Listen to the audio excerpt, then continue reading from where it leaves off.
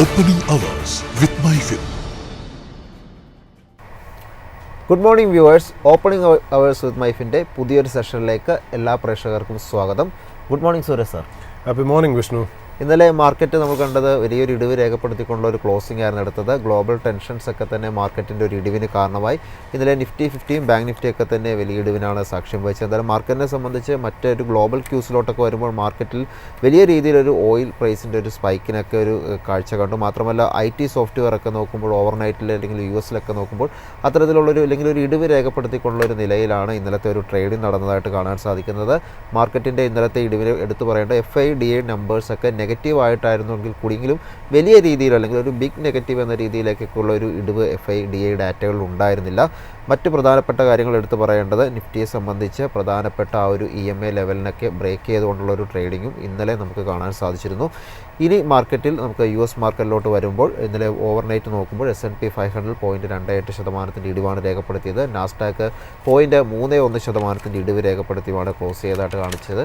മാത്രമല്ല US list ചെയ്തിരിക്കുന്ന ADR സ്റ്റോക്കുകൾ IT ADR സ്റ്റോക്കുകളിലൊക്കെ തന്നെ ഇടിവ് രേഖപ്പെടുത്തി. US പ്രധാന IT കമ്പനികളായ ഗ്ലോബന്റ്, ഇപാം, കോഗ്നിസെൻ്റ്, ആക്സെഞ്ചർ തുടങ്ങിയ ഓഹരികളൊക്കെ തന്നെ ഇടിവ് രേഖപ്പെടുത്തിയാണ് ക്ലോസ് ചെയ്തതായിട്ട് കാണാൻ സാധിക്കുന്നത്. US ഒരു എക്കോണമിയിൽ ചില ഡാറ്റകൾ വന്നിരുന്നു. മിക്സഡ് ആയിട്ടുള്ളൊരു US ഡാറ്റകളാണ് കാണാൻ സാധിക്കുന്നത്. ജോബ്ലെസ് ക്ലെയിംസ് ഇടിവ് രേഖപ്പെടുത്തിയിട്ടുണ്ട്. ട്രേഡ് ഡെഫിസിറ്റ് വൈഡൻ ആയിട്ടുള്ള ഡാറ്റകളുമാണ് വന്നതായിട്ട് കാണാൻ സാധിക്കുന്നത്. സുരേഷ് സാർ, ഏതായാലും നമ്മൾ മാർക്കറ്റിനെ സംബന്ധിച്ച് ഇന്നലത്തെ ഒരു എപ്പിസോഡിൽ നമ്മൾ പറഞ്ഞിരുന്നു ഒരു ഗ്ലോബൽ ടെൻഷൻസ് അല്ലെങ്കിൽ US ഇറാൻ ഇഷ്യൂസ് മാർക്കറ്റിന് ഒരു പക്ഷേ ഒരു ഭീഷണി ആയേക്കാവുന്നു. മാർക്കറ്റ് ഇന്നലെ അത്തരത്തിലാണ് റിയാക്ട് ചെയ്തതും വലിയ ഇടിവ് രേഖപ്പെടുത്തിക്കൊണ്ടൊരു ക്ലോസ് ചെയ്തിട്ടുണ്ട്. ഇന്നിപ്പോൾ US ഡാറ്റയൊക്കെ ഒരു വന്നിരിക്കുന്ന ഒരു സാഹചര്യമുണ്ട്. താങ്കളുടെ ഒരു എക്സ്പെക്റ്റേഷൻ മാർക്കറ്റിൽ എന്താണ് വിഷ്ണു? അത് തന്നെ thank God it's a Friday എന്ന് പറഞ്ഞുകൊണ്ട് തന്നെ നമുക്ക് വീണ്ടും തുടങ്ങാമെന്നുള്ളതാണ്. നമ്മൾ ഇന്നലെ ഫിയർ ചെയ്ത പോലെ തന്നെ ഇന്നലെ മാർക്കറ്റിൽ സംഭവിച്ചു. നമ്മൾ ഇന്നലെ ഓപ്പണിംഗ് അവേഴ്സിൽ പറഞ്ഞു, അതായത് നമ്മൾ നോക്കിയപ്പോൾ മെയിൻ സ്ട്രീം മീഡിയാസ് ആരും ആ ഗ്ലോബൽ ക്യൂസിനെ അത്ര ഇമ്പോർട്ടൻ്റ് ആയിട്ട് പറയുന്നില്ല.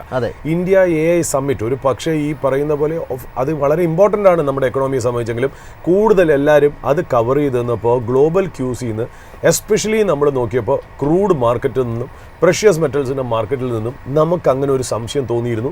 നമുക്ക് ഫോർച്യുനേറ്റ്ലി നമ്മുടെ പ്രേക്ഷകരായിട്ട് പങ്കുവയ്ക്കാൻ നമുക്ക് രാവിലെ തന്നെ പറ്റി. എനിക്ക് തോന്നുന്നു നമ്മുടെ ഈ ഓപ്പണിംഗ് അവേഴ്സ് ഷോ യൂട്യൂബിലും നമ്മുടെ മൈഫിൻ ആപ്പിലും ലൈവായിട്ട് കണ്ടവർക്ക് 9:30 9:40 തന്നെ നമ്മൾ ആ ഒരു ഇൻഫർമേഷൻ പാസ് ഓൺ ചെയ്തു. നമ്മുടെ റെക്കോർഡഡ് വേർഷനാണ് നമ്മൾ ഏതാണ്ട് ഒരു 11:30 12:30 നമ്മൾ യൂട്യൂബിൽ പോസ്റ്റ് ചെയ്യുന്നത്. ആ സമയത്ത് വേണ്ട രീതിയിലുള്ള പ്രിക്വേഷൻസ് അല്ലെങ്കിൽ ഹെഡ്ജിങ് ടൂൾസ് ഉപയോഗിക്കാൻ പറ്റി എന്ന് വിശ്വസിക്കുന്നു എന്നുള്ളത് ആദ്യം തന്നെ ഒന്ന് പറയുന്നു എന്നുള്ളത്. രണ്ടാമത്തെ കാര്യം, നമ്മൾ ഈ പറയുന്ന പോലെ ഞാൻ ഇന്ന് വിഷ്ണു പറഞ്ഞെടുത്തുനിന്ന് തന്നെ തുടങ്ങാം. അതായത് നമ്മുടെ FII ഡേറ്റ അല്ലെങ്കിൽ ഡൊമസ്റ്റിക് ഇൻസ്റ്റിറ്റ്യൂഷൻ്റെ ഡേറ്റ ഇന്നലെ ഫണ്ട് ഫ്ലോ ആക്ടിവിറ്റി ആയിട്ട് ഇന്ത്യൻ മാർക്കറ്റിൽ നമ്മൾ നോക്കുമ്പോൾ ശരിക്കും പറഞ്ഞാൽ വിഷ്ണു പറഞ്ഞ വളരെ കറക്റ്റാണ്. FIIയുടെ സെല്ലിംഗ് വെറും 880 crore 8,000 അല്ല 880 കോടിക്ക് മാത്രമേ FII സെല്ല് ചെയ്തുള്ളൂ. DIS നെറ്റ് സെല്ലേഴ്സ് -596 crores, അതായത് നിയർലി 600 crores സെല്ലിംഗ്. രണ്ടുപേരും നെറ്റ് സെല്ലേഴ്സാണ്, എന്നാൽ വലിയ ഫിഗർ അല്ല. ബട്ട് നമുക്കൊരു വ്യത്യാസം ഇന്നലെ ഉണ്ടായിരുന്നത് ഡൊമസ്റ്റിക് ഇൻസ്റ്റിറ്റ്യൂഷൻസ് ഇന്നലെ ബയേഴ്സ് ആയിരുന്നില്ല എന്നുള്ള. അപ്പോൾ ക്യുമുലേറ്റീവായിട്ട് നമ്മൾ നോക്കുകയാണെങ്കിൽ ഡൊമസ്റ്റിക് ഇൻസ്റ്റിറ്റ്യൂഷൻസ് ഏതാണ്ട് 600 കോടിയും ഏതാണ്ട് FIs 800 കോടിയും കൂടെ ചെയ്ത് ഏതാണ്ട് 1400 കോടിയുടെ ഒരു സെല്ലിംഗ് ആണ് ചെയ്തത്. അപ്പോൾ ആ സെല്ലിങ്ങിൽ കൂടുതലും ബൈ ചെയ്യുന്നത് സാധാരണ റീറ്റെയിൽ ഇൻവെസ്റ്റേഴ്സ് ആയിരിക്കണമല്ലോ. പക്ഷേ ഇന്നലെ ഞാൻ മാർക്കറ്റിൽ കണ്ടത് FI ഡേറ്റ ഇങ്ങനെയും വന്നപ്പോൾ എനിക്ക് തോന്നുന്നു വെച്ചാൽ high net worth individual retail ക്ലയൻസിൻ്റെ selling ആയിരിക്കണം. ഒരു സ്ക്വയർ ഓഫ് അവർ നടത്തിയിട്ടുണ്ടാവും. ഒരു സ്ക്വയർ ഓഫ് അത് എന്തിൻ്റെ പേരിലാണ് എന്നറിയില്ല. ഇൻസ്റ്റിറ്റ്യൂഷൻസിന് അങ്ങനെ രീതിയിൽ, അതായത് ഫോറിൻ ഇൻസ്റ്റിറ്റ്യൂഷനോ ഡൊമസ്റ്റിക് ഇൻസ്റ്റിറ്റ്യൂഷൻസിനോ ആയിരുന്നില്ല ഇന്നലെ ഇത് കൂടുതൽ സെല്ലിംഗ് വന്നത് കൂടുതലും വലിയ മേ ബി PMS കമ്പനീസ് ആവാം, അല്ലെങ്കിൽ ഈ പറയുന്ന പോലെ റീറ്റെയിൽ ഇൻവെസ്റ്റേഴ്സ് ആവാം, ഹൈ നെറ്റ്വർത്ത് റീറ്റെയിൽ ഇൻവെസ്റ്റേഴ്സ് ആവാം. അവരുടെ സെല്ലിംഗ് ആയിരിക്കണം നടന്നത് എന്നുള്ളതാണ്. അതെനിക്ക് തോന്നുന്നു ഈ വാർ എന്ന് പറയുന്ന പേടി കൂടുതലും സാധാരണ പബ്ലിക് ഇമോഷനെയാണ് അഫക്റ്റ് ചെയ്യുന്നത്. അതുകൊണ്ട് പിന്നെ വേറൊരു കാര്യമുണ്ട്, മ്യൂച്വൽ ഫണ്ട്സിന് ഇത് പേടിക്കേണ്ട കാര്യമില്ല. കാര്യം എന്താ, വിഷ്ണുവിന് വിഷ്ണു ഈ മ്യൂച്വൽ ഫണ്ട്സിന് പേടിക്കേണ്ടാത്ത കാര്യം എന്താണെന്ന് വെച്ചാൽ മ്യൂച്വൽ ഫണ്ടിന് എല്ലാ മാസവും സിപ്പിൻ്റെ പൈസ വന്നുകൊണ്ടിരിക്കുകയാണ്. അപ്പോൾ അവർക്ക് ആവറേജ് ചെയ്ത് മേടിക്കാം. മനസ്സിലായോ? അപ്പോൾ ഇനി ഒരു വാർ വന്ന് മാർക്കറ്റ് താഴേക്ക് പോകണമെങ്കിലും ഡൊമസ്റ്റിക് ഇൻസ്റ്റിറ്റ്യൂഷൻ മണിക്ക് ഈ SIP വരുന്ന പീരിയോഡിക് ആയിട്ടുള്ള പൈസ കിട്ടുന്നുണ്ട്. അവർക്ക് ആവറേജ് ചെയ്ത് പോവാം. എന്നാലും ഒരു റീറ്റെയിൽ ഇൻവെസ്റ്ററെ സംബന്ധിച്ചോളാം, HNI ആയിക്കോട്ടെ, വെരി സ്മോൾ ടൈം ഇൻവെസ്റ്റർ ആയിക്കോട്ടെ, അവർക്ക് ആ ഒരു ബെനിഫിറ്റ് ഇല്ല. അപ്പോൾ വാർ പോലത്തെ ഒരു പേടിയിലായിരിക്കണം അവർ സെല്ല് ചെയ്ത് പോകുന്നത് എന്നാണ് നമുക്ക് മനസ്സിലാവേണ്ട ഒരു കാര്യം എന്ന് പറയുന്നത്. ഇന്നലെ വിഷ്ണു പറഞ്ഞ പോലെ തന്നെ മാർക്കറ്റ് ഏതാണ്ട് 20 DMA 25,539 ബ്രേക്ക് ചെയ്ത് താഴേക്ക് പോയി എന്നുള്ളതാണ്. അതായത് ഇനി വരുന്നത് 25,450 എന്ന് പറയുന്ന സപ്പോർട്ട് ലെവലാണ്. നമ്മൾ ഇന്നലെയും ആ സപ്പോർട്ട് ലെവൽ തന്നെയാണ് പറഞ്ഞത്. ഇന്നലെ ആ സപ്പോർട്ട് ലെവൽ ബ്രേക്ക് ചെയ്ത് പോയില്ല. ഇന്ന് ഓപ്പണിംഗ് ട്രേഡിൽ നമ്മൾ നോക്കുമ്പോൾ ആ സപ്പോർട്ട് ബ്രേക്ക് ചെയ്ത് താഴെ പോകുന്നുണ്ട്. എന്നാൽ ഇന്നത്തെ ക്ലോഷർ ഓഫ് ദ ഡേ എങ്ങനെയാണ് വരണമെന്നുള്ളത് നമുക്കൊന്ന് നോക്കണം എന്നുള്ളത്. ഞാൻ ആ ഇൻഡെക്സ് ഫ്യൂച്ചേഴ്സിൽ FISൻ്റെ പൊസിഷൻ ഒന്ന് നോക്കുമ്പോൾ FIS ലോങ് 23% ഉള്ളൂ, 77% ഷോർട്ടാണ്. പക്ഷേ ഷോർട്ട് വലിയ കൂടുതലല്ല. ഷോർട്ട് 90ക്ക് മുകളിലൊക്കെ ഇരുന്നപ്പോഴാണ് നമ്മൾ ധൈര്യമായിട്ടൊരു ഷോർട്ട് കവറിങ് ലാലി ഉണ്ടാവാമെന്ന് പറഞ്ഞത്. ബട്ട് FI ഡേറ്റ കാണിക്കുന്നത് 77% മാത്രമല്ല. ബട്ട് ഈവൻ ദെൻ ഞാൻ അവരുടെ മറ്റുള്ള ഇൻഡെക്സിലെ പൊസിഷൻസ് ഫ്യൂച്ചേഴ്സിലൊക്കെ നോക്കുമ്പോൾ അവർ ഡിഫെൻസീവായിട്ടുള്ളൊരു സ്റ്റാൻഡ് എടുക്കുന്ന പോലെ ഒന്ന് തോന്നുന്നുണ്ട്. അതുകൊണ്ട് മാർക്കറ്റ് ഈ റേഞ്ചിൽ ഒന്ന് കൺസോൾഡേറ്റ് ചെയ്യുമോ, അല്ലെങ്കിൽ എനിക്ക് തോന്നുന്നു ഈ 25,450 റെസ്പെക്റ്റ് ചെയ്ത് ക്ലോസ് ചെയ്യുകയാണെങ്കിൽ മേ ബി ഒരു പുൾ ബാക്ക് റാലി നമുക്ക് കിട്ടിയേക്കാം എന്നാണ് തോന്നുന്നത്. Very early days. എൻ്റെ ഇതൊരു റെക്കമെൻഡേഷനോ അഡ്വൈസോ ആയിട്ടല്ല, ഞാനൊരു ടെക്നിക്കൽ സെറ്റപ്പിൽ പറയണം. ഇന്ന് 25,450 ഒന്ന് റെസ്പെക്റ്റ് ചെയ്യുകയാണെങ്കിൽ FISൻ്റെ F&Oയിലുള്ള പൊസിഷൻ വെച്ച് നോക്കിയിട്ട് maybe we are bracing for a pull back rally. But let see 25,450 hold ചെയ്യുമോ എന്നുള്ളത്. അത് ക്രൂഷ്യലായിട്ട് എങ്ങനെ 25,450 ഹോൾഡ് ചെയ്യുമോ, അത് റെസ്പെക്റ്റ് ചെയ്യുകയാണെങ്കിൽ തിരിച്ചൊരു പുൾ ബാക്ക് റാലി വരുമോ എന്നൊക്കെ ഉള്ളത് നിഫ്റ്റി ബാങ്കിൻ്റെ മൂവ്മെൻറ്റിനെ ആശ്രയിച്ചിരിക്കാനാണ് ചാൻസ് എന്നുള്ളത്. അതിൻ്റെ കൂടെ തന്നെ നിഫ്റ്റി ഐ ടിയിൽ ഇപ്പോൾ ഒരുപാട് നെഗറ്റീവ് ഉണ്ട്. ബട്ട് ഒരു കാര്യം ശരിയാണ്, ഇന്നലെയും US മാർക്കറ്റിൽ Indian ADR സ്റ്റോക്സും US software SaaS സ്റ്റോക്സിനും വീണ്ടും ഒരു സെൽ ഓഫ് വന്നിട്ടുണ്ടെങ്കിൽ പോലും ഈ level Nifty IT index hold ചെയ്യുകയാണെങ്കിൽ there could be a relief rally in IT stocks as well. But ഇന്നത്തെ ദിവസം വളരെ ക്രൂഷ്യലാണ്. Thank God it's a Friday. ഇന്നത്തെ ഫ്രൈഡേയിൽ മാർക്കറ്റിൻ്റെ ടെക്നിക്കൽ പൊസിഷൻ എങ്ങനെ ഇരിക്കും എന്ന് നോക്കിയിട്ട് വേണം നമുക്ക് മുന്നോട്ട് പോകാൻ. എന്നാൽ നമ്മുടെ മറ്റുള്ള സൈഡിലുള്ള റിസ്ക് എന്താണ്? ജിയോ പൊളിറ്റിക്കൽ ഇഷ്യൂ ആണ്. 10 ദിവസം 15 ദിവസത്തിനുള്ളിൽ ഇറാൻ ഒതുങ്ങണം, ഒരു ടോക്സിലേക്ക് നെഗോസിയേഷൻ ടേബിളിലേക്ക് വരണം എന്ന് US പറയുമ്പോഴും നമുക്കറിയാം US-നെ ഹെഡ് ചെയ്യുന്ന ട്രംപ് ആണെങ്കിലും ശരി, ഇറാൻ എന്ന് പറയുന്ന രാജ്യമാണെങ്കിലും ശരി, രണ്ടുപേരും എക്സെൻട്രിക് ആയിട്ടുള്ള ഡിസിഷൻസ് എടുക്കാൻ ഫേമസ് ആണ്. അതായത് എടുത്ത ചാട്ടത്തിന് ഫേമസ് ആയിട്ടുള്ള രണ്ട് കാര്യങ്ങളാണ്. അതുകൊണ്ട് നമുക്ക് ഒരു വീക്കെൻഡ്, അതായത് നാളെ holiday, Saturday market holiday, Sunday holiday, അത് കഴിഞ്ഞ് തിങ്കളാഴ്ചത്തേക്ക് നമ്മൾ വരുള്ളൂ. അപ്പോൾ ഇതിൻ്റെ ഇടയിൽ എന്തെങ്കിലും ജിയോ പൊളിറ്റിക്കൽ ഇഷ്യൂസ് കൈവിട്ടു പോവോ എന്നുള്ള കാര്യവും നമുക്കറിയില്ല. 10-15 ദിവസം എന്നൊക്കെ പറയുന്നു, എങ്കിലും ഉറപ്പില്ലാത്ത രണ്ട് രാജ്യങ്ങളായതുകൊണ്ട് പൊടുന്നനെ എന്തെങ്കിലും സംഭവിക്കുമോ. അപ്പോൾ ഓവർനൈറ്റായിട്ട് വീക്കെൻഡിൽ നിങ്ങൾ പൊസിഷൻസ് ക്യാരി ചെയ്യണോ എന്നുള്ളത് ഒരു ഇൻവെസ്റ്ററുടെ ഡിസ്ക്രിപ്ഷനാണ്. ബട്ട് ഞാൻ അതിൻ്റെ എന്താ പറയുക, രണ്ട് വശങ്ങളും ഒന്ന് പറഞ്ഞു വെച്ചു എന്ന് മാത്രം.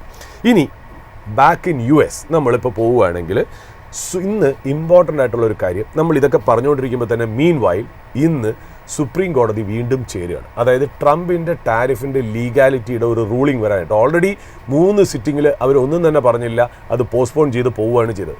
ഇന്നും അങ്ങനെ ആയിരിക്കുമോ എന്നറിയില്ല. ബട്ട് ഇന്ന് ദാറ്റ് ഈസ് ദ D-Day. ഇന്നാണ് ഈ പറയുന്ന പോലെ വീണ്ടും സുപ്രീം കോടതി ചേരുന്നത്. അതിൽ എന്ത് റൂളിംഗ് വരും എന്നറിയില്ല. അതിൻ്റെ ഒരു റിസ്ക്കും കൂടി ഈ വെള്ളിയാഴ്ചയുണ്ട്, വീക്കെൻഡിന് മുമ്പായിട്ട്.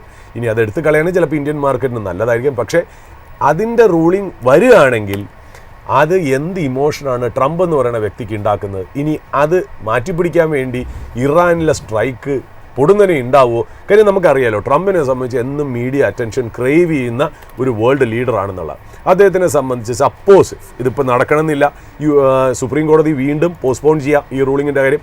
ബട്ട് സുപ്രീം കോടതി എന്തെങ്കിലും ഒരു കാര്യം അതിന് പറയുകയാണെങ്കിൽ, അത് ട്രംപിന് നെഗറ്റീവ് വരികയാണെങ്കിൽ, അത് മൂടി വയ്ക്കാൻ വേണ്ടി ട്രംപ് ഇനി എന്തെങ്കിലും അവിവേകം ഇവിടെ കാണിക്കുമോ എന്നുള്ള കാര്യം അറിയില്ല. അപ്പോൾ ഇത്രയ്ക്കുള്ള ചെറിയൊരു ജിയോ പൊളിറ്റിക്കൽ റിസ്ക് ഉണ്ട്. മാർക്കറ്റിലെ ടെക്നിക്കൽ ലെവൽസ് വളരെ ഇമ്പോർട്ടൻ്റ് ആണ്. ഇത് തുടക്കം ഓപ്പണിംഗ് സ്റ്റേറ്റ്മെൻറ്റ് പറഞ്ഞാണ് നമ്മുടെ ഇന്നത്തെ ഓപ്പണിംഗ് അവേഴ്സ് തുടങ്ങുന്നതെന്നുള്ളൂ. ഇനി നമ്മൾ ഈ ഇറാൻ്റെ ഇഷ്യൂ തന്നെ പറയാം. കാര്യം വെച്ചാൽ നമുക്ക് പല പ്രേക്ഷകരെ നമുക്ക് മെസ്സേജ് അയച്ചിരുന്നു എന്താണ് ഇതിൻ്റെ ഇഷ്യൂ എന്ന് അറിഞ്ഞാൽ കൊള്ളാമെന്നുണ്ട്. ഓഫ് കോഴ്സ് അപ്പോൾ അത് ഒന്ന് ചെറിയ രീതിയിൽ നമുക്ക് ഷെയർ ചെയ്യാൻ, വലിയ ഇലാബറേറ്റ് ആയിട്ടല്ലെങ്കിലും അതിനകത്ത് പറയുന്നത് എന്താ വെച്ചാൽ, അതായത് ഇപ്പോൾ പറയുന്നത് വെച്ചാൽ ട്രംപ് ഇപ്പോൾ പുതിയതായിട്ട് വരുന്ന, അതായത് 20 ഫെബ്രുവരി ആസ് വി സ്പീക്ക് ഇപ്പോൾ വരുന്ന റിപ്പോർട്ട് എന്താ, ട്രംപ് ഇപ്പോൾ ഉദ്ദേശിക്കുന്നത് ലിമിറ്റഡ് സ്ട്രൈക്കാണ്. അതായത് വലിയൊരു ബിൽഡപ്പ് ഇറാനിന് ചുറ്റും ഉണ്ടെങ്കിലും ലിമിറ്റഡ് ആയിട്ടുള്ള സ്ട്രൈക്ക്, അതായത് സെലക്റ്റഡ് ആയിട്ടുള്ള ഗവൺമെൻറ് സൈറ്റ്സിലും സെലക്റ്റഡ് ആയിട്ടുള്ള മിലിറ്ററി സ്ട്രൈക്സിലും മാത്രം ലിമിറ്റഡ് ആയിട്ടൊന്ന് സ്ട്രൈക്ക് ചെയ്യുക, എന്നിട്ട് ഇറാനെ ഒന്ന് പ്രഷർ ചെയ്യുക. ആ പ്രഷർ ചെയ്യുന്നത് കാരണം ഇറാൻ നെഗോഷിയേറ്റിംഗ് ടേബിളിലേക്ക് വരും. ആ ടേബിളിലേക്ക് വന്നില്ല എന്നുണ്ടെങ്കിൽ പിന്നെ നമുക്ക് ഒരു ഫുൾ ഫ്ലഡ്ജ്ഡ് സ്ട്രൈക്കിനെ കുറിച്ച് നമുക്ക് ആലോചിക്കാം.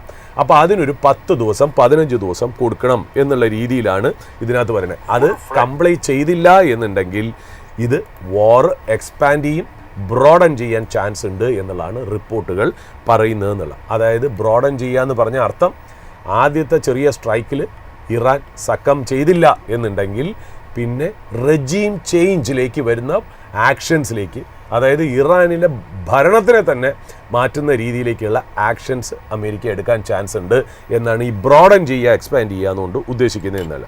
അതായത് ഫെബ്രുവരി 19 ഒരു ബോർഡ് ഓഫ് പീസ് മീറ്റിംഗ് നടന്നു, അതായത് ഇന്നലേന്ന്. അതിലാണ് ഏതാണ്ട് ഈ തീരുമാനത്തിലേക്ക് ട്രംപ് വന്നതെന്ന് പറയുന്നത്. അതായത് 10-15 ദിവസം കൊടുക്കാം, അതിൻ്റെ ഇടയിൽ ഒരു ചെറിയൊരു സ്ട്രൈക്ക് ചെയ്യാം, അതോടുകൂടി ഇറാൻ പ്രഷറൈസ്ഡ് ആവും എന്നുള്ള രീതിയിലാണ്. അതായത് if a deal is not reached, Trump പറയുന്ന കാര്യം എന്താ, ബാഡ് തിങ്സ് വിൽ ഹാപ്പൻ, മോശമായ കാര്യങ്ങൾ സംഭവിക്കും എന്നുള്ളതാണ്. എന്താണ് ആക്ച്വലി ഈ ഇഷ്യൂ എന്നുള്ളതാണ് നമ്മുടെ പ്രശ്നം. അതായത് എന്തുകൊണ്ടാണ് ഈ ഇറാനും US തമ്മിലുള്ള പ്രഷർ? കാര്യം നമ്മൾ മാർക്കറ്റിനെ കുറിച്ച് അറിയുമ്പോൾ അതും അറിഞ്ഞിരിക്കേണ്ടത് വളരെ അത്യാവശ്യം, എന്നാലേ ഗ്രേവ്നെസ് ഓഫ് ദ ഇഷ്യൂ എന്താണെന്ന് മനസ്സിലാകും. അതായത് ടെഹ്റാൻ എന്ന് പറയുന്നത് ഇറാനിനെ ഉദ്ദേശിച്ചാണ് പറയുന്നത്. ടെഹ്റാൻ പറയണതെന്ന് വെച്ചാൽ ന്യൂക്ലിയർ നോൺ പ്രൊലിഫറേഷൻ ട്രീറ്റി പ്രകാരം, അതായത് NPT എന്നാണ്, ന്യൂക്ലിയർ നോൺ പ്രൊലിഫറേഷൻ ട്രീറ്റി പ്രകാരം ഇറാനിന് ഈ പീസ്ഫുൾ ആയിട്ടുള്ള ന്യൂക്ലിയർ ടെക്നോളജി ഡെവലപ്പ് ചെയ്യാൻ പറ്റും. പീസ്ഫുൾ ആയിട്ടുള്ള ന്യൂക്ലിയർ എനർജി, അതായത് അവരുടെ സിവിലിയൻ പർപ്പസിന് വേണ്ടിയിട്ട് അവർക്ക് ഇത് ഉപയോഗിക്കാൻ പറ്റും. എന്തിനൊക്കെ? എനർജി പ്രൊഡക്ഷൻ, നാട്ടിൽ പവർ പ്രൊഡക്ഷന് വേണ്ടിയിട്ട്. 2 മെഡിക്കൽ ആവശ്യങ്ങൾക്ക്. 3 സയൻറ്റിഫിക് ആയിട്ടുള്ള അഡ്വാൻസ്മെൻറ്റ്സ് വേണ്ടിയിട്ടും അവർക്ക് ന്യൂക്ലിയർ നോൺ പ്രൊലിഫറേഷൻ ട്രീറ്റി പ്രകാരം അവർക്ക് ഇത് ഡെവലപ്പ് ചെയ്യാൻ, ന്യൂക്ലിയർ ടെക്നോളജി ഡെവലപ്പ് ചെയ്യാനുള്ള അധികാരമുണ്ട്. അതിൽ യുറേനിയം എൻറിച്ച്മെൻറ്റും, അതായത് യുറേനിയം എൻറിച്ച്മെൻറ്റ് ചെയ്താൽ മാത്രമേ നമുക്ക് ന്യൂക്ലിയർ ടെക്നോളജി സിവിലിയൻ പർപ്പസിനും ഡിഫൻസ് പർപ്പസിനും യൂസ് ചെയ്യാൻ പറ്റുള്ളൂ. അതിനൊരു ലിമിറ്റഡ്, അതായത് സിവിലിയൻ പർപ്പസിന് യൂസ് ചെയ്യാൻ എത്രത്തോളം എൻറിച്ച് ചെയ്യണം, അതൊരു ഡിഫൻസ് വെപ്പൺ ആക്കാൻ എത്രത്തോളം എൻറിച്ച്മെൻറ്റ് ചെയ്യണം, ഇതാണ് അവിടുത്തെ ഇഷ്യൂ. അപ്പോൾ ഇറാൻ പറയണത് ഒരു നോർമൽ കണ്ടീഷനിൽ ഞങ്ങൾക്ക് യുറേനിയം എൻറിച്ച് ചെയ്യണം, ഞങ്ങളുടേതായ സിവിലിയൻ പർപ്പസിൽ അതിന് ഞങ്ങൾക്കുള്ള റൈറ്റ് ഉണ്ട് എന്നുള്ളതാണ് പറയുന്നത്. അതിൽ എൻറിച്ച്മെൻറ്റ് എന്ന് പറയുന്നത് എന്താണ്? U-235 എന്ന് പറയുന്ന ഐസോടോപ്പിൻ്റെ കോൺസെൻട്രേഷൻ ഇൻക്രീസ് ചെയ്യുക യുറേനിയത്തിൽ, അതിലാണ് എൻറിച്ച്മെൻറ്റ്. ഇതൊരു ടെക്നിക്കലായിട്ടുള്ളൊരു കാര്യമാണ്, എങ്കിലും ഞാനൊരു സിമ്പിൾ രീതിയിൽ ഞാൻ പറയാൻ ശ്രമിക്കുക. അതായത് നമ്മളിപ്പോൾ യുറേനിയമാണ് ഈ പറയുന്ന പോലെ നമ്മൾ പറഞ്ഞല്ലോ എനർജി പ്രൊഡക്ഷൻ, സയൻറ്റിഫിക് പർപ്പസിന്, മെഡിക്കൽ റിസർച്ചിനൊക്കെ യൂസ് ചെയ്യുന്നത്. അതിന് യുറേനിയം എൻറിച്ച് ചെയ്യണം. ഏത് ലെവൽ വരെ എൻറിച്ച് ചെയ്യണം? ഒരു 20% വരെ എൻറിച്ച് ചെയ്താൽ നമുക്ക് ഈ വക കാര്യങ്ങളൊക്കെ ചെയ്യാം. അതായത് ഉദാഹരണത്തിന് ഞാൻ പറയുകയാണെങ്കിൽ, ഇപ്പോൾ നമ്മൾ കമേഴ്സ്യൽ പവർ പ്ലാന്റിന് യുറേനിയം 3-5% വരെ എൻറിച്ച് ചെയ്താൽ മതി.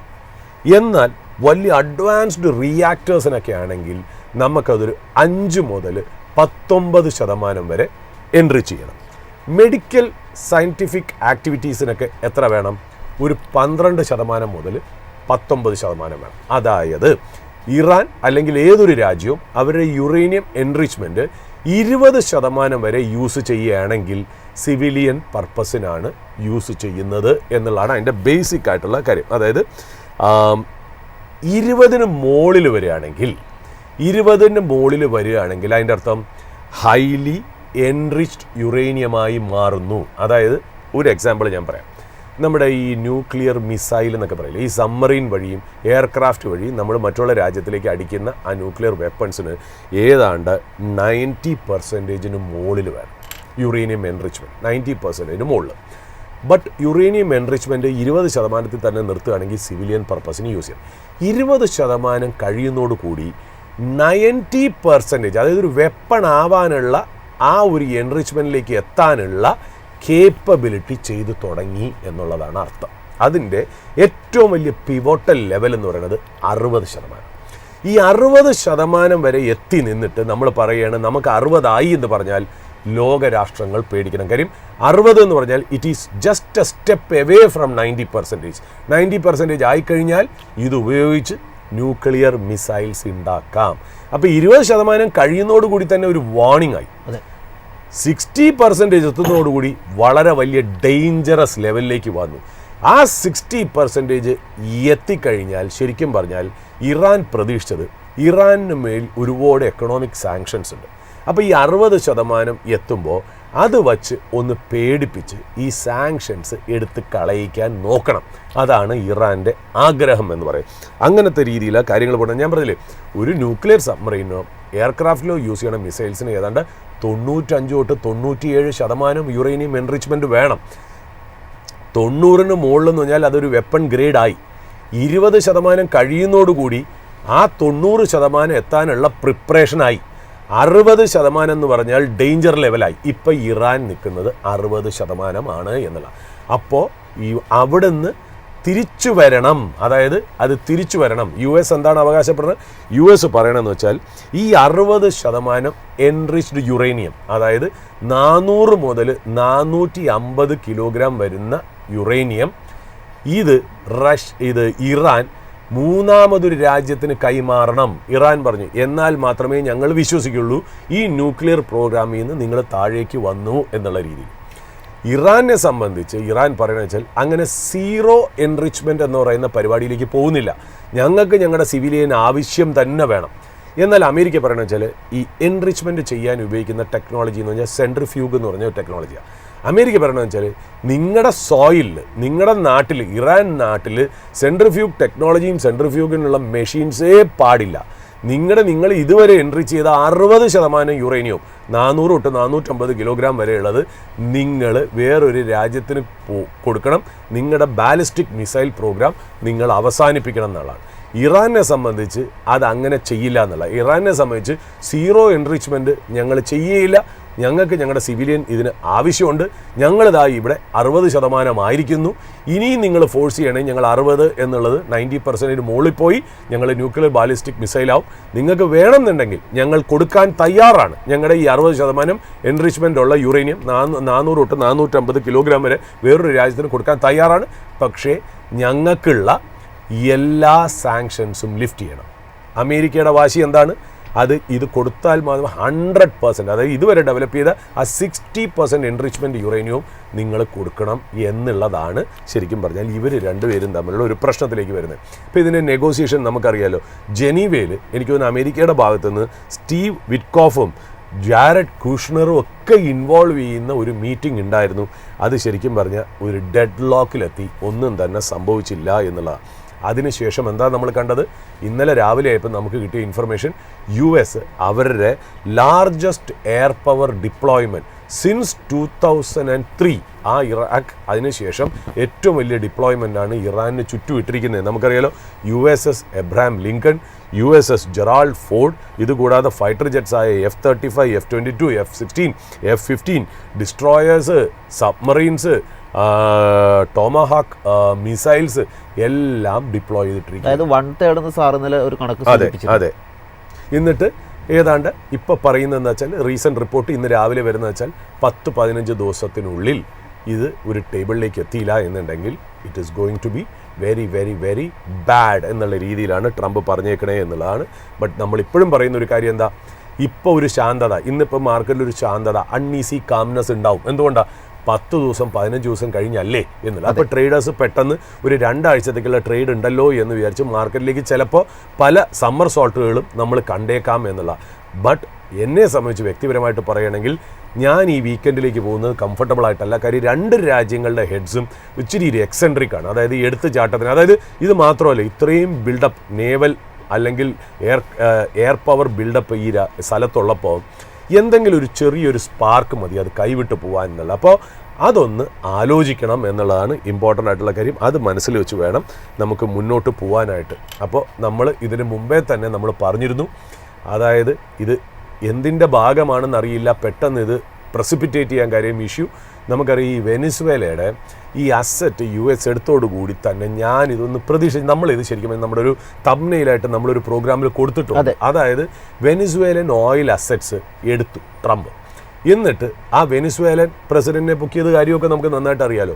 ഇപ്പോൾ ഒരു എഗ്രിമെൻ്റ് എന്താണെന്ന് വെച്ചാൽ, ഇപ്പോൾ ഇമ്മീഡിയറ്റ്ലി തന്നെ 50 മില്യൺ ബാരൽസ് ഓഫ് ഓയിൽ, വെനിസ്വേലയുടെ ഓയിൽ US-ൻ്റെ കയ്യിൽ കൊടുത്തിട്ട് US ഇൻ്റർനാഷണൽ മാർക്കറ്റിൽ സ്പോട്ട് പ്രൈസസ്, അതായത് മാർക്കറ്റ് പ്രൈസിന് സെല് ചെയ്യാനുള്ള അധികാരം കൊടുത്തേക്കാണ്. First 50 million barrels. ഈ ഫസ്റ്റ് 50 മില്യൺ ബാരൽസ് വെനിസ്വേലയ്ക്ക് വേണ്ടി US ചെയ്ത് കൊടുത്താൽ അതിൽ നിന്ന് കിട്ടുന്ന പ്രോഫിറ്റ് US-ഉം വെനിസ്വേലയായിട്ട് ഷെയർ ചെയ്യും. അതിന് വേണ്ടിയിട്ട് ഒരു ഇൻഡിപെൻഡൻറ്റ് കൺട്രി ആയ ഖത്തറിൽ അവരൊരു ബാങ്ക് അക്കൗണ്ടും കൂടെ അവർ തുടങ്ങിയിട്ടുണ്ട് എന്നുള്ളതാണ് ഇമ്പോർട്ടൻ്റ് ആയിട്ടുള്ളൊരു കാര്യം.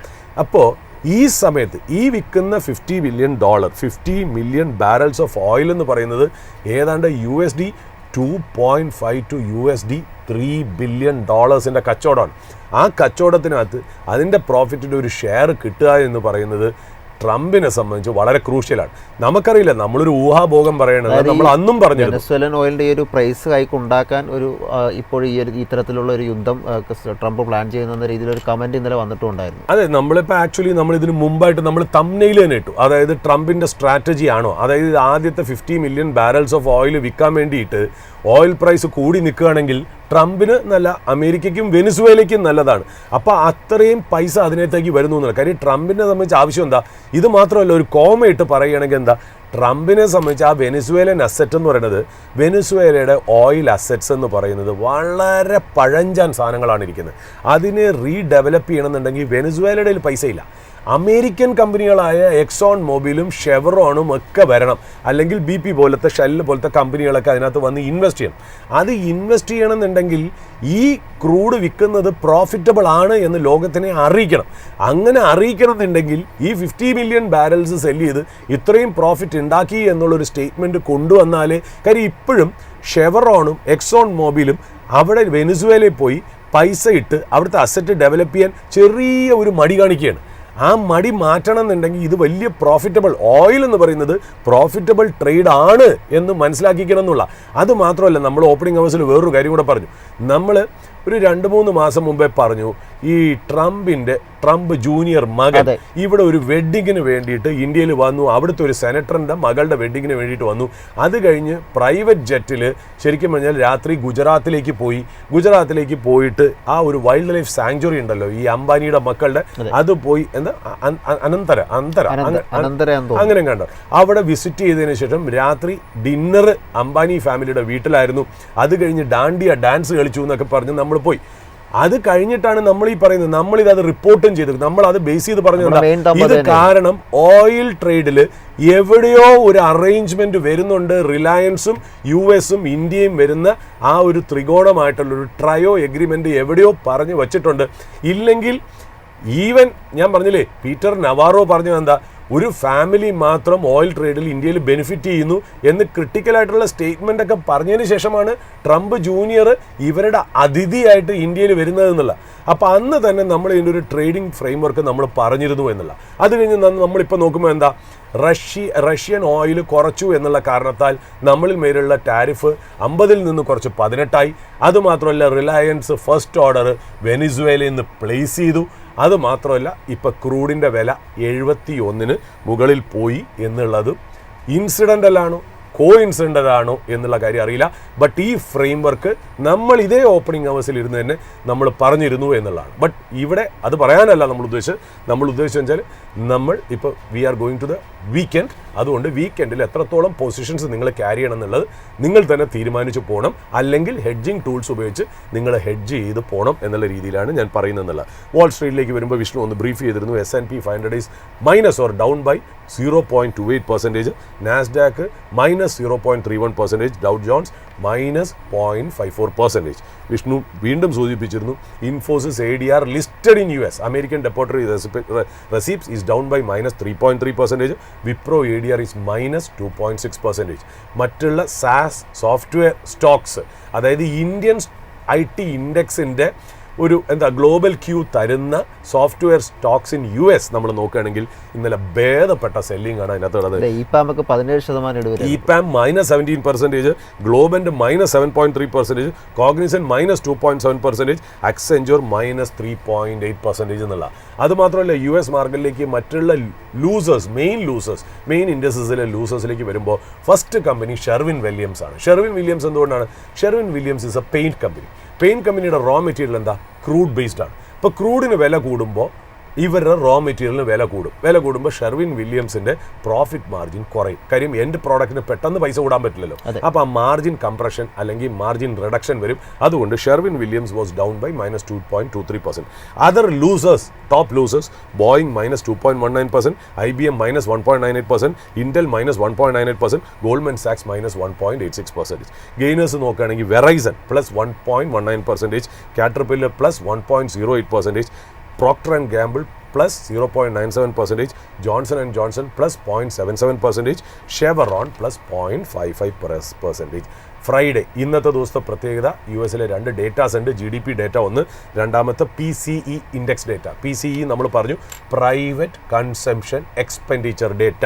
അത് റിലീസ് ചെയ്യണത് ആരാ? US-ലെ ബ്യൂറോ ഓഫ് എക്കണോമിക് അനാലിസിസ് ആണ്. അവരെന്താണ് ഈ PCE ഇൻഡെക്സ്? PCE ഇൻഡെക്സ് പറയണതെന്ന് വെച്ചാൽ അമേരിക്കൻ സിറ്റിസൺസ് ഗുഡ്സ് ആൻഡ് സർവീസസിന് വേണ്ടി എത്ര സ്പെൻഡ് ചെയ്യുന്നു എന്നുള്ള കാര്യം. ഈ PCE ഇൻഡെക്സ് എന്ന് പറയുന്നത് ഈ CPI ഇൻഫ്ലേഷനേക്കാളും വളരെ ഇമ്പോർട്ടൻ്റ് ആണ്. കാര്യം ഇൻഫ്ലേഷൻ എന്ന് പറഞ്ഞാൽ പ്രൈസ് റൈസ് മാത്രമേ കാണിക്കുന്നുള്ളൂ. എന്നാൽ CPI ഇൻഡെക്സ് കാണിക്കുന്നത് എങ്ങനെയാണ് ഇവരുടെ സ്പെൻഡിങ് ഏതൊക്കെ ഗുഡ്സിലാണ് സർവീസസിലാണെന്ന് പറഞ്ഞാൽ വലിയൊരു ബ്രോഡർ ആയിട്ടുള്ള ഒരു തീമാണ് കാണിക്കുന്നത്. അമേരിക്കൻ എക്കണോമിയെ സംബന്ധിച്ച് അമേരിക്കൻ എക്കണോമിയുടെ ഗ്രോത്ത് എഞ്ചിൻ തന്നെ കൺസംഷനാണ്. മനസ്സിലായില്ലേ? അമേരിക്കൻ GDPയുടെ 2/3 തന്നെ കൺസംഷൻ ആയതുകൊണ്ട് പ്രൈവറ്റ് കൺസംഷൻ എക്സ്പെൻഡിച്ചർ എന്ന് പറയുന്ന ഡേറ്റ വളരെ ഇമ്പോർട്ടൻ്റ് ആണ്. അതായത് ഒരു ഹൈ നമ്പർ, അതെങ്ങനെ റീഡ് ചെയ്യണമെന്ന് വെച്ചാൽ PCE നമ്പർ ഹൈ ആയിട്ടാണ് കാണിക്കുന്നതിനർത്ഥം കൺസ്യൂമേഴ്സിന് എക്കണോമിയിൽ വളരെ കോൺഫിഡൻ്റ് ആണ്, അവരുടെ ജോലിയിൽ വളരെ കോൺഫിഡൻ്റ് ആണ്, അവർക്ക് കിട്ടുന്ന സാലറിയിൽ കോൺഫിഡൻ്റ് ആണ്. അതുകൊണ്ട് we are going out and buying goods and services എന്നുള്ളതാണ് ആ ഫിഗർ കാണിക്കുന്നത് എന്നുള്ള. പിന്നെ ഞാൻ നേരത്തെ ഒന്ന് ചേർത്ത് പറഞ്ഞു, സുപ്രീം കോടതി ഇന്ന് ചേരുകയാണ്. ലീഗാലിറ്റി ഓഫ് ട്രംപ് ടാരിഫിൻ്റെ റൂളിംഗ് ഇന്ന് വരുമോ ഇല്ലേ എന്നുള്ള കാര്യം നമുക്ക് നോക്കാമെന്നുള്ള. ട്രഷറി മാർക്കറ്റ് നോക്കുകയാണെങ്കിൽ US-ൽ വന്ന വേറൊരു ഡേറ്റ വീക്ക്ലി ജോബ്ലെസ് ക്ലെയിംസ് ആണ്. അത് ഏതാണ്ട് 206,000 ലോവർ ദാൻ എക്സ്പെക്റ്റഡ് ആണ്. അതുകൊണ്ട് തന്നെ എനിക്ക് തോന്നുന്നു ബോണ്ട് ഈൽഡ് ചെറുതായിട്ടൊന്ന് ഡിപ്പ് ചെയ്തു. 10-year ബോണ്ട് ഈൽഡ് നമ്മൾ നോക്കുകയാണെങ്കിൽ 4.06%, 2-year bond yield 3.45%. Crude market again $71.97 per barrel. അതായത് എനിക്ക് തോന്നുന്നു ലാസ്റ്റ് 2-3 സെഷനായിട്ട് 7% ക്രൂഡ് കയറി എന്നുള്ള. No wonder, geopolitical issue ഉണ്ട്. ജിയോ പൊളിറ്റിക്കൽ ഇഷ്യൂ തന്നെയാണ് ക്രൂഡിനെ ഡ്രൈവ് ചെയ്യുന്നുള്ള കാര്യം നമുക്കറിയാം. ആ വാർ പ്രീമിയം ഉണ്ടായിരുന്നു എന്നുള്ള. ബട്ട് ആ pace of rise in crude prices, അതായത് എത്ര പെർസെൻറ്റേജ് വെച്ചാണ് ക്രൂഡ് റൈസ് ചെയ്യണേ എന്നുള്ളത് ഇന്ന് രാവിലെ നോക്കുമ്പോൾ ചെറുതായിട്ടൊന്ന് പ്രൈസ് കയറിയിട്ടുണ്ട്. എന്നാൽ ആ ഗ്രോത്തിൻ്റെ എക്സ്പാൻഷൻ ചെറുതായിട്ടൊന്ന് കുറഞ്ഞു. കാര്യം വാർ പ്രീമിയം ചെറുതായിട്ടൊന്ന് കുറഞ്ഞു. കാര്യം ട്രംപ് ഇപ്പോൾ 10 തൊട്ട് 15 ദിവസം എന്ന് പറഞ്ഞുള്ള ആ അൺഈസി കാം ഇൻപുട്ടായിട്ട് ഗ്ലോബൽ ക്യൂ ആയിട്ട് എടുത്തത് കാരണമായിരിക്കാം എന്നുള്ള. ഡോളർ ഇൻഡെക്സ് ഇത്രയും നാൾ വൺ വേ ഡിക്ലൈൻ ആയിരുന്നു എന്നുള്ളത് അതൊന്ന് തിരിഞ്ഞു എന്നുള്ള. ഡോളർ ഇൻഡെക്സ് ഞാൻ നോക്കുമ്പോൾ +0.19%, അതായത് 97.89 ആയിരിക്കുന്നു. അതായത് ഒക്ടോബർ 2025 ശേഷമുള്ള സ്ട്രോങ്ങസ്റ്റ് വീക്ക്ലി ക്ലോസിലേക്കാണ് ഈ ഡോളർ വരുന്നത് എന്നുള്ളതാണ്. അതായത് ഒന്നാമത്തെ കാര്യം എന്താ, അമേരിക്കയിൽ better than expected economic data, job ഡേറ്റയൊക്കെ വലിയ കുഴപ്പമില്ല. അതായത് എക്കണോമിയെ ഡിസ്റ്റർബ് ചെയ്യുന്ന രീതിയിൽ വന്നില്ല.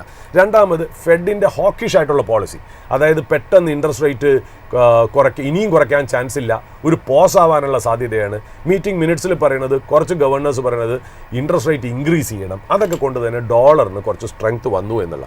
പിന്നെ അതുമാത്രമല്ല US-Iran ജിയോ പൊളിറ്റിക്കൽ ടെൻഷനും കൂടെ വരുമ്പോൾ മണി കുറച്ചുകൂടെ സ്റ്റേബിൾ കറൻസി ആയിട്ടുള്ള $US പോകാനുള്ള ചാൻസ് ഉണ്ട്. അതുകൊണ്ട് തന്നെ USD ഒന്ന് ഡോളർ ഇൻഡെക്സ് ഒന്ന് തിരിഞ്ഞിരിക്കുന്നു എന്നുള്ള. ഏഷ്യൻ കറൻസി മോസ്റ്റ്ലി മിക്ക കറൻസിയും നെഗറ്റീവാണ്, അതായത് മൈനസിലാണ് ട്രേഡ് ചെയ്യണത് എന്നുള്ള. ഇന്ത്യൻ റുപ്പിയ ഞാൻ നോക്കുമ്പോൾ 90.94 ആണ്. ഞാൻ 9 മണിക്ക് കിട്ടിയ ഒരു ഇൻഫർമേഷനാണ് ഞാൻ ഈ പറയുന്നത്. ജപ്പാൻ്റെ ഇൻഫ്ലേഷൻ മന്ത് ഓൺ മന്ത് 1.45%, അതായത് ബാങ്ക് ഓഫ് ജപ്പാൻ്റെ ടാർഗറ്റായ 2% താഴെ വന്നേക്കുന്നു. അതാണ് ഈ 1.45 എന്ന് പറയുന്നത്. അതായത് മാർച്ച് 22 ശേഷം ഫസ്റ്റ് ടൈമാണ് ഇത് വരണത് എന്നുള്ളത് ജപ്പാനിൽ നിന്ന് കിട്ടുന്ന ഒരു ഡേറ്റ ആണ്. പ്രഷ്യസ് മെറ്റൽ ഞാനൊന്ന് സ്പോട്ട് പ്രൈസസ് നോക്കുകയാണെങ്കിൽ gold $, 4,995 per ounce, silver $, 78 per ounce, platinum $, 2077, palladium $, 1691. അതായത് പ്രഷ്യസ് മെറ്റൽസിലേക്ക് പൈസ പോകുന്നുണ്ട്, എന്നാൽ അതിൻ്റെ പേസ് ഒന്ന് കുറഞ്ഞു. ഡോളർ ആയാലും പ്രഷ്യസ് മെറ്റൽ ആയാലും ഒരു പോസ്, അതായത് ആ വാറിൻ്റെ റിസ്ക് പ്രീമിയം ഒന്ന് കുറഞ്ഞു എന്നുള്ള. ഇന്ത്യൻ ഫണ്ട് ഫ്ലോ നമ്മൾ നേരത്തെ ഒന്ന് മെൻഷൻ ചെയ്തു എന്നുള്ളതാണ്. പിന്നെ AI സമ്മിറ്റിൽ ഇമ്പോർട്ടൻ്റ് ആയിട്ടുള്ള കാര്യമുണ്ട്. ഇന്നലെ chairman of one of the largest companies in India, Reliance industries, Mukesh Ambani പറഞ്ഞത് എന്താ? $, 110 ബില്യൺ, അതായത് 10 ലക്ഷം കോടിയുടെ ഇൻവെസ്റ്റ്മെൻറ്റ് AI റിലേറ്റഡ് ഇൻഫ്രയ്ക്ക് വേണ്ടി ഇറക്കുന്നു. 10 ലക്ഷം കോടി. It is not a simple money എന്നുള്ളതാണ്. ഇത് മാത്രമല്ല, എന്തുകൊണ്ടാണ് അഡാനി ഓൾറെഡി $, 100 ബില്യൻ്റെ ഒരു ഡേറ്റാ സെൻറ്ററിൻ്റെ കാര്യം പറഞ്ഞു എന്നുള്ള. ടാറ്റയാണെങ്കിലോ, ടാറ്റ ഓപ്പൺ AI ആയിട്ട് സൈൻ ചെയ്തിരിക്കുന്ന ഏതാണ്ട് 100 മെഗാവാട്ടിൻ്റെ ഡേറ്റാ സെൻറ്റർ, അതിനെ ഭാവിയിൽ സ്കെയിലപ്പ് ചെയ്ത് 1 ഗിഗാവാട്ട് ആക്കാം എന്നുള്ള രീതി. അതായത് the major big companies and groups in India like the Tatas, Adanis and Ambanis are pumping in trillions of money in building AI infrastructure on one side. അത് കഴിഞ്ഞ് ഗവൺമെൻറ്റിൻ്റെ ചെറിയ അതായത് കുറച്ച് ഇൻസെൻറ്റീവ്സും റിഫോംസും ഒക്കെ AIയിലേക്ക് വരുന്നു എന്നുള്ള. ഗൂഗിളിൻ്റെ സുന്ദർ പിച്ചൈ പറഞ്ഞത് $15 മില്യൺ, അതായത് ഒരു ഫുൾ സ്റ്റാക്ക് AI ഹബ്ബ് വിശാഖപട്ടണത്തേക്ക് കൊണ്ടുവരാൻ ശ്രമിക്കുക. അപ്പോൾ lot is happening on the spending, infrastructure spending on artificial intelligence data centre capabilities. അതിൻ്റെ ബെനിഫിഷ്യറി കമ്പനീസ് കുറേയൊക്കെ നമ്മൾ ഇന്നലെ മെൻഷൻ ചെയ്തു. ഇനി വരും ദിവസങ്ങളിൽ ഇന്ത്യയുടെ സോവറിൻ AI ആയിട്ടുള്ള ഈ പറയുന്ന പോലെ സർവം, അതിനെക്കുറിച്ചുള്ള ന്യൂസുകളായിരിക്കും നമുക്ക് കൂടുതൽ കിട്ടണേ എന്നുള്ളതാണ്. ചെറിയൊരു ഇൻഫർമേഷനും കൂടെ. ഈ ന്യൂ ലേബർ കോഡ് വന്നതിന് ശേഷം നിഫ്റ്റി കമ്പനീസിൽ ഉണ്ടായ ടോപ്പ് 100 നിഫ്റ്റി കമ്പനീസിൽ ഉണ്ടായ ഇമ്പാക്റ്റ് എന്ന് പറഞ്ഞത് 17,630 കോടി. നമുക്കറിയാലോ, ഒരു എംപ്ലോയിക്ക് കിട്ടുന്ന സാലറിയുടെ 50% ബേസിക് പേ ആയിട്ട് കൺസിഡർ ചെയ്ത് വേണം എംപ്ലോയിയുടെ കോസ്റ്റ് ടു ദ കമ്പനി CTCയിൽ അത് കാരണമുള്ള ഇമ്പാക്റ്റ്. അപ്പോൾ അതിന് അതായത് എന്തുകൊണ്ട് കമ്പനീസിൻ്റെ റിസൾട്ടിൽ 17,000 കോടിക്ക് മുകളിലുള്ളൊരു ഇമ്പാക്റ്റ് ഉണ്ടായെന്നറിയോ? അതായത് ഇങ്ങനത്തെ രീതിയിലുള്ള ഈ സാലറി കാൽക്കുലേഷൻ വരുമ്പോൾ ഈ ഗ്രാറ്റുവിറ്റി, സോഷ്യൽ സെക്യൂരിറ്റി, റിട്ടയർമെൻറ്റ് ബെനിഫിറ്റ്സിനൊക്കെ വേണ്ടിയിട്ട് കമ്പനികൾ കൊടുക്കുന്ന ആ അക്കൗണ്ടിങ് രീതി മാറും. അപ്പോൾ അവർക്ക് എന്ത് ചെയ്യണം? കുറച്ച് പ്രൊവിഷൻസ് ഉണ്ടാക്കണം. അപ്പോൾ അവരുടെ P&L പ്രൊവിഷൻസ് ഉണ്ടാക്കിയപ്പോൾ ഇത്രയും കോടിയുടെ ഇമ്പാക്റ്റാണ് വരുന്നത്. ഏറ്റവും കൂടുതൽ IT സെക്ടറിനാണ് ഹിറ്റ് ചെയ്തത്. രണ്ടാമത് ബാങ്കിങ്, ഏവിയേഷൻ, പിന്നെ large infrastructure companies like L&T, Tata Motors, Maruti, JSW steel, അതിനൊക്കെ ഓരോരുത്തരുടെ പൈസ ഉണ്ടെന്നുള്ളതാണ്. പിന്നെ ഒരു കാര്യം കൂടെ ലിസ്റ്റ് ഞാനൊന്ന് പറഞ്ഞു വെച്ചിരുന്നു. ഇന്ത്യൻ IT സെക്ടറിലെ FIIസിൻ്റെ ഹോൾഡിംഗ്, ഇന്ത്യൻ IT സെക്ടറിലെ FIIസിൻ്റെ ഹോൾഡിംഗ് 7.3 lakh crore ആയിരുന്നു 2025 കഴിഞ്ഞ കൊല്ലം തുടക്കം. അവിടുന്ന് ഇപ്പം നോക്കാൻ നേരത്ത് അത് 38% വീണ് ഏതാണ്ട് 4.49 lakh crore ആയിട്ട് കുറഞ്ഞു. അതായത് FIIs നല്ല രീതിയിൽ IT സ്റ്റോക്ക് സെല്ല് ചെയ്തു എന്നുള്ളതാണ്. എനിക്ക് തോന്നുന്നു ഫെബ്രുവരി 2026 ഫസ്റ്റ് ഹാഫ്, അതായത് 15 ദിവസം വരെ നോക്കുകയാണെങ്കിൽ എനിക്ക് തോന്നുന്നു 11,000 കോടി, അതായത് 10,956 crores ടു ബി പ്രിസൈസ്, അത്രയും FII സെല്ലിങ് അതിനകത്ത് കൊണ്ടുവന്നിട്ടുണ്ട് എന്നുള്ളതാണ്. ഇപ്പോൾ അനലിസ്റ്റ് കമ്മ്യൂണിറ്റിയും ബ്രോക്കറേജ് റിപ്പോർട്ട്സും ഒക്കെ വായിക്കുമ്പോൾ ഇപ്പോൾ IT ട്രേഡ് ചെയ്യണത് ഫോർവേഡ് PE ആയ 20x ആണ്. അതായത് ഹിസ്റ്റോറിക്കൽ മീൻ എന്ന് പറയുന്നത് 25.5 ആയിരുന്നു. ആ 25.5 ആണ് ഹിസ്റ്റോറിക്കലി ട്രേഡ് ചെയ്തത്. അവിടുന്ന് 20 ആയിട്ട് കുറഞ്ഞിരിക്കുന്നു. അതായത് ഓവർ 25% ഡിസ്കൗണ്ടിലാണ് ട്രേഡ് ചെയ്യുന്നത് എന്നുള്ളതാണ് ഫോറിൻ ബ്രോക്കറേജ് റിപ്പോർട്ട്, നമ്മുടെ റിപ്പോർട്ടേ അല്ല എന്നുള്ളതാണ്. കറക്റ്റ് വാല്യുവേഷൻ രീതിയിൽ ഉണ്ടോ എന്ന രീതിയിൽ പരിശോധിക്കാൻ പറ്റുന്ന ഒരു സമയം എന്ന രീതിയിലല്ല അവർ പറഞ്ഞിരിക്കുന്നത്. അതിൽ ഞാൻ പറഞ്ഞല്ലോ, അതിൽ ഏറ്റവും നന്നായിട്ടുള്ള ഒരു റിപ്പോർട്ട് JP മോർഗൻ്റെ റിപ്പോർട്ടാണ്. ആ JP മോർഗൻ്റെ റിപ്പോർട്ട് വളരെ ക്ലിയർ ആയിട്ട് പറയുന്നു. അവർ പറയുന്നത് വെച്ചാൽ ഏർണിങ്സ് ഗ്രോത്ത് സ്റ്റാഗ്നൻ്റ് ആണെങ്കിൽ, അതായത് ഇതേപോലെ തന്നെയാണ് പോകുന്നതെങ്കിൽ അത് ഈ രീതിയിലായിരിക്കും. അതായത് ഈ പറയുന്ന പോലെ എന്താ പറയുക, ഒരു രീതിയിലും ഈ ലെവലെന്ന് പറയുന്നത് വാല്യൂ ബൈ ആണ് എന്നത്. ഇനി അവർ പറയുന്നു അവിടുന്ന് ചെറിയ രീതിയിലായിട്ടാണ് ഈ പറയുന്ന പോലെ ഡിപ്പ് വരുന്നതെങ്കിൽ ഒരു 10% കൂടെ ഫോൾ വരാൻ ചാൻസ് ഉണ്ട്. ഒരു നോ ഗ്രോത്ത് ആണ് ഇവിടുന്ന് വരുന്നതെങ്കിൽ 30%ഓളം ഫോൾ വരാനുണ്ടെന്നുള്ള 3 സിനാരിയോസ് നമ്മൾ JP മോർഗൻ്റെ റിപ്പോർട്ടിൽ വളരെ വലിയൊരു അനാലിസിസ് ആയിട്ടുള്ള റിപ്പോർട്ടിൽ നമ്മളത് പറഞ്ഞു എന്നല്ല. ബട്ട് അതൊക്കെ നമുക്ക് മാറ്റി വയ്ക്കാം. കാര്യം വെച്ചാൽ ഇതൊക്കെ ഒരു എക്സ്പെക്റ്റേഷൻ. നമ്മൾ ഫോർവേഡ് എന്ന് പറഞ്ഞാൽ എല്ലാ എക്സ്പെക്റ്റേഷനാണ്. ഇനി വരുമ്പോഴത്തേക്കും ഓരോ ദിവസങ്ങളിലും ഓരോ ആഴ്ചയും ഇന്ത്യൻ IT കമ്പനീസ് പല കമ്പനികളായിട്ട് ടൈപ്പ് ചെയ്യുന്നു. അതിൽ ഞങ്ങൾ AI ചാറ്റ് ബോട്ട് ഡെവലപ്പ് ചെയ്യുന്നു, AI പൈലറ്റ് ഡെവലപ്പ് ചെയ്യുന്നു, AI ഏജൻറ്റ് ഡെവലപ്പ് ചെയ്യുന്നു, AI ഓട്ടോമോട്ടീവ് ടൂൾ ഡെവലപ്പ് ചെയ്യുന്നു, ഇൻ്റഗ്രേറ്റ് ചെയ്യുന്നു. നമ്മൾ ഇന്നലെ തന്നെ പറഞ്ഞു നമ്മളെ ഇന്നലെ എക്സോൺ മൊബൈലിൻ്റെ ആ ഒരു ആക്ടിവിറ്റിക്ക് വേണ്ടിയിട്ട് ഇൻഫോസിസിൻ്റെ AI എങ്ങനെ യൂസ് ചെയ്യണു, അതിൻ്റെ ഓപ്റ്റിമൈസേഷൻ, പ്രോസസ് ഓപ്റ്റിമൈസേഷന് വേണ്ടി ഇതേപോലെയുള്ള ഡീലുകളുടെ ന്യൂസ് ബിഗ് ഓർ സ്മോൾ ഈ സീക്വൻസ് ആയിട്ട് വന്നുകൊണ്ടിരുന്നു കഴിഞ്ഞാൽ ഇതിൻ്റെ സെൻറ്റിമെൻറ്റ് മാറാവുന്നതേ ഉള്ളൂ എന്നുള്ളതാണ്. അപ്പോൾ അതിനകത്ത് നിന്ന് നമ്മൾ മനസ്സിലാക്കേണ്ടത് നമ്മൾ ഒന്ന് സൂക്ഷിച്ചതിനെ ട്രേഡ് ചെയ്യണം. ഞാൻ ഇതിനകത്ത് റെക്കമെൻഡേഷൻ പറയുന്നില്ല. പേഴ്സണലി സ്പീക്കിംഗ് ഞാൻ ഇതിനകത്ത് സ്റ്റോക്ക് ഒന്നും മേടിക്കുന്നില്ല വ്യക്തിപരമായിട്ട്. അത് take it with a pinch of salt എന്ന് പറഞ്ഞ് നാളെയോ മറ്റന്നാളോ എൻ്റെ അഭിപ്രായം മാറുമെന്ന് എനിക്കറിയില്ല. ഇപ്പോൾ എനിക്ക് IT ഹോൾഡില്ല, ഹോൾഡിങ്സ് ഒന്നും ഇല്ല എന്നുള്ള. But even then IT buy ആണോ ഇച്ചിരി കൺഫ്യൂസ്ഡ് ആണ്. ഓപ്പണായിട്ട് പറയാൻ വയ്യ നമുക്ക്. കാര്യം വലിയ വലിയ ആൾക്കാർ തന്നെ ഇത് ഡിവൈഡഡാണ്.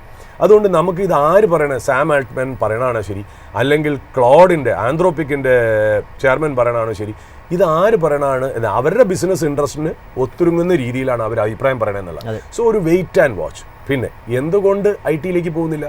there are many opportunities. ഞാനൊന്നുകൊണ്ട് 7 തൊട്ട് 10 കമ്പനി വരെ ഇപ്പുറത്ത് കിടക്കുമ്പോൾ നമ്മൾ ഈ AI മാത്രമല്ലല്ലോ നമ്മൾ ഡിസൈഡ് ചെയ്യണം. രാവിലെ കഴിക്കാൻ ഈ AI നമ്മളെ സഹായിക്കുമല്ലോ വയറ്റിനകത്ത് പോകണമെങ്കിൽ. അതുപോലെ നമുക്ക് ഡ്രസ്സ് ഇടണമെങ്കിൽ AI സഹായിക്കുമല്ലോ. അപ്പോൾ ബേസിക് നെസസിറ്റീസിനുള്ള ആവശ്യങ്ങൾ അപ്പുറത്ത് തന്നെയുണ്ട്. അതുമാത്രമല്ല പല കാര്യങ്ങളും, ഒരു കെട്ടിടം ബിൽഡ് ചെയ്യണമെങ്കിലും ഒക്കെ ഈ പറയുന്ന പോലെ അതിനുള്ള കമ്പനീസ്, പെയിൻറ്റ് അടിക്കണമെങ്കിൽ AI സഹായിക്കുമല്ലോ, പെയിൻറ്റ് തന്നെ വേണ്ടി.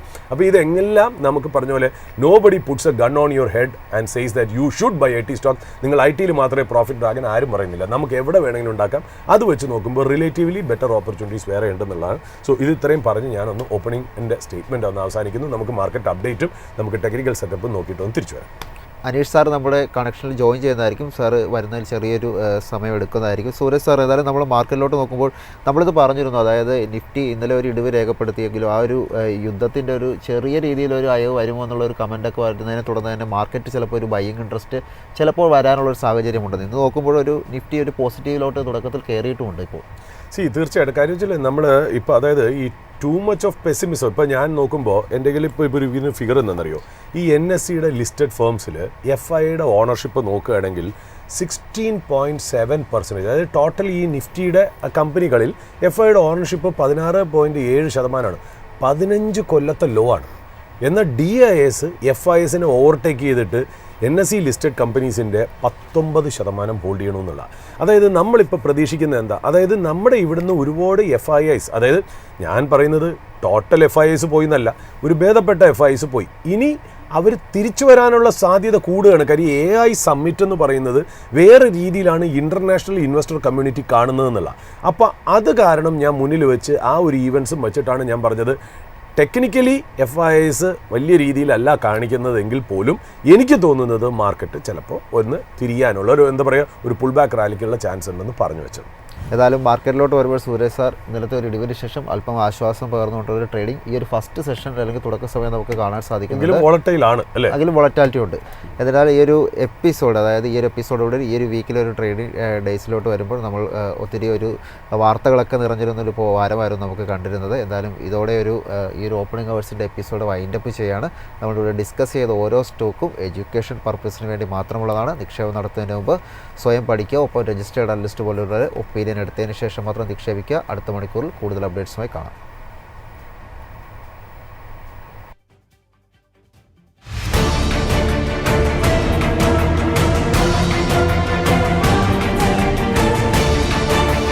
Opening hours with MyFin.